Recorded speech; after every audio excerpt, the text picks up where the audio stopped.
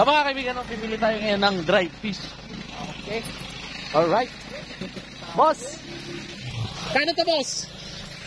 180 na, boss. 180. 180 ang kilo. Kailan sa 150? Magkano ang 1/4 pag 180? 1/4, 45. Ha? 45. 25. 45. 45. Naku, parehas lang naman. Oh, nakamura na. Kalong siya. Parehas lang naman, bossing. Oh, ano na to, bossing?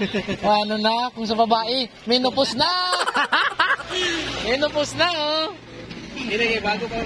Kaya nga, bago pa. 120, 120. Hindi, 180. Ah, what? 180. Buwasan mo na, 150 na lang, 1 kilo. Buha kami. 160 lang. Ang 50 mo na. Ano naman yan eh? Mahal mo ni boss. 150 mo na, okay na. Kilo ni kay. 150. Okay na. 160 rin yun sa ano. Naku naman na. Sige na, 1 kilo.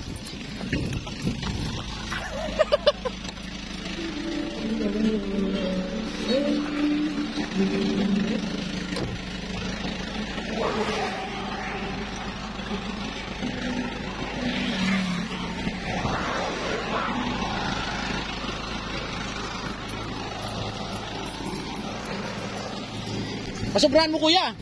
Pasobrahan mo na lang. Okay. Pero ano ko yan, nilata paduglit sa plastic. Oh, kasi mangangamoy yan sa aircon. Oh, sobra na. Ah, ito pa, isa pa. Kuya, padobli mo plastic. Kasi sa likod namin nilalagay.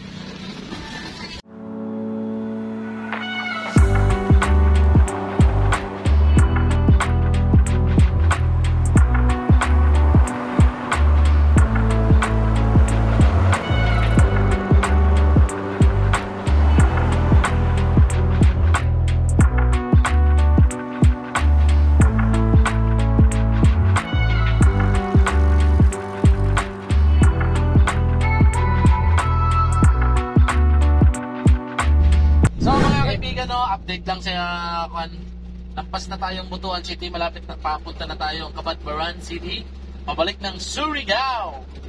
No, so yan, dire-diretso din na kami nakapag-video pati nag-focus na kami sa pagdadrive para dire-diretso at dapat Lunes umaga makauwi agad kami para pagpahinga na rin, no? Kaya Lunes ng gabi, pero hindi namin alam kung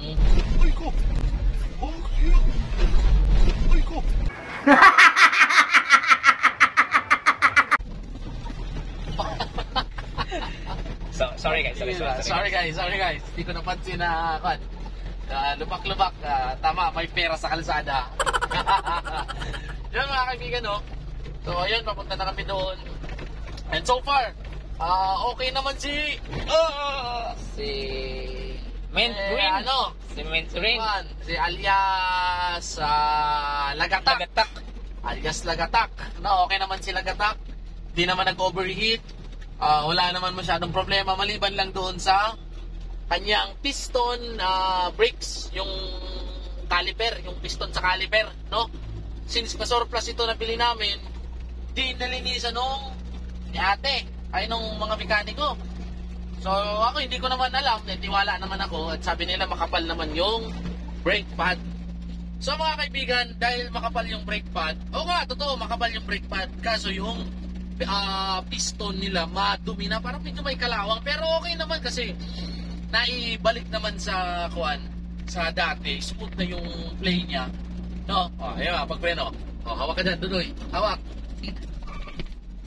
Ayos. So malakas yung preno natin, hindi katulad noon ay nung hindi pa nalilinisan, mababangga natin yung kotse.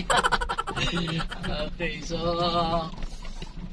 what's ano naman yung natin, ano naman yung gastos na pagpalinis kung makakabangga naman tayo, libo-libo yung babayaran, tapos kung may namatay pa o may na-aksidente pang buhay, namatay agad. Na-aksidente muna. Na-aksidente muna tao. No, okay. Pag may na-aksidente ka na, no? So, maintenance lang muna. so, ganun mga kaibigan, kaya tinutukan namin yun. At ito naman na kuan niya, yung kanyang radiator is tubig yung laman. Sabi ko palitan natin yan bossing ng kuan. Anong pinalit niyo, boss? Eco-cool. Eco-cool. Coolant color greens. Okay, ano. Kasi yun yung available doon. So 8 liters yung nagamit natin. Para syempre, hindi kami nagagamit ng kuan, ng tubig. No. Bakit? Yan, sabi nila hindi nakakasira, pero para sa akin, kasi yung coolant Coolant kasi hindi yan kumukulo kahit ano yan sa mainit na makina, hindi po yan kumukulo. No. So, hindi na po to Agriculture TV. No. Ano na po to? Mechanics TV na po to.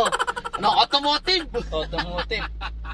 Automotive TV, no. Siyempre, nagre-research naman tayo mga kaibigan para bago kaya tayo mag-acquire ng isang unit, magre-research naman tayo kung ano yung mga possibilities na masira at kung paano maiiwasan siya mga kaibigan. No? So, siyempre, doon tayo sa prevention is better than cure nga. No? So, yun nga kaya pinalitan. Hindi ko lang talaga naisip yung brake caliper, yung piston. No? Hindi ko alam yung exact term niya. Basta yung piston sa brake caliper, makalawang na. Kaya, hindi naman sobrang kalawang. Hindi lang nagpe-play siya. Kaya pag inapakan mo yung brakes, hindi masyadong nagpe-play, hindi na nagpe-play yung one. Kaya stock up yung preno. Hindi gaanong didiin yung preno. So pag hindi dumiin yung preno, wala yung mangyari. Hindi kwan yun. Hindi efficient yung braking system. Maaari tayo maka-accident. Sino? So pag nakarating tayo sa Surigao, update tayo para kwan. Dire-diretso na yung sakay namin. So, what's up sa inyo mga ka-farming, no? So, nandito na tayo sa Surigao. And the time is 6 p.m. 6:08 p.m. So, sakto. So, alas 6, saktong alas 6 na nandito na tayo sa Surigao. Papunta na tayo sa port, no? So, may nakisabay sa ating dalawang bikers. Mamaya interviewin natin mga ka-farming para mga taga saan sila, mga tontoy. Tapos pag na siguro maghapon yung nagbike. Siguro. Kanina pa yun. Layo pa ng buwian nila. Mga alas 3 yan siguro. Alas 10 pa kanina, nakisabay. Pas. So, ganun mga kamaming, no? So, papunta na tayo sa port.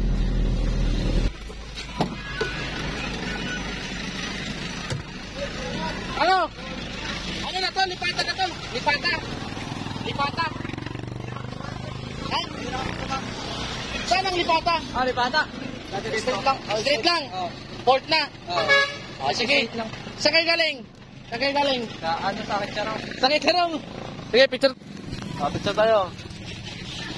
Picture. Video yan. Picture. Okay, ingat kayo, ingat.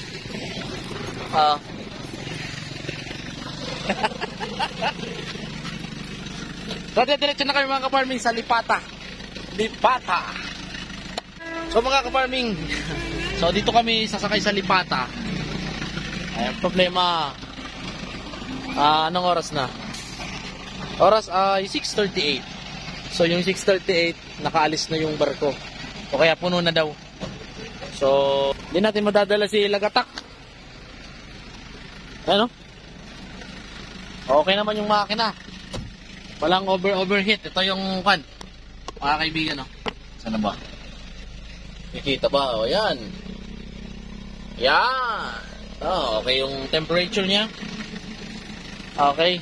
So, hayaan lang muna natin umandar bago patayin yung makina. Sabi nung expert na mechanics. Di naman tayo expert mga ka-farming. Ano? So, yun. Kuha na po. Kuha na. So, nahuli na tayo. Kaya, wala na. Kuha na kami. Nag-aantay na kami ng kuha naman. Alas 10 na biyahe. No? So, sige. Walking around muna kami dito mga ka-farming. Dito sa palibot ng Lipata. Yan, may 7-Eleven.